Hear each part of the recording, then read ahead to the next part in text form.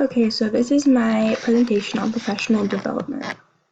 Students with ADHD, there's around 6.4 million American children that are diagnosed with ADHD from ages 4 to 17, and 6.1% of American children are being treated for ADHD right now. And the average diagnosis is about 7 years old. So there are lots of speculations as why there's such an increase in diagnosis of ADHD right now. Currently, there's a 42% increase in the past 8 years. And one reason for this is that there's a lot of pressure from parents and teachers to have students take what they're calling the magic pill and hopefully help them do better in school.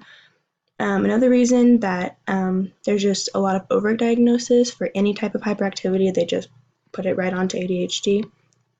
And then there was some research that said that children with ADHD do better when they play outside, and some studies said that only 6% of children play outside nowadays, and that's dramatically dropped in the past years, and so that is another reason for the high increase.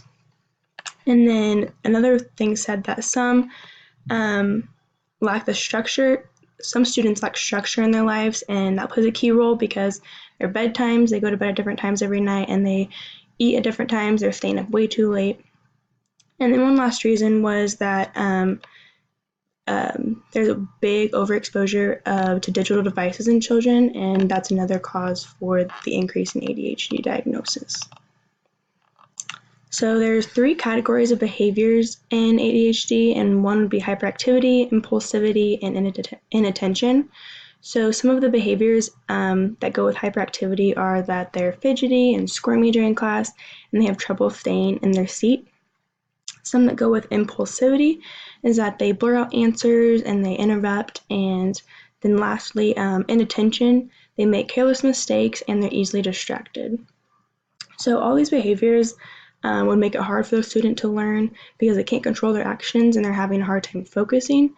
And I also think that it could be hard for the other students in the class to learn when their peers are having these behaviors that make it hard for them to focus as well.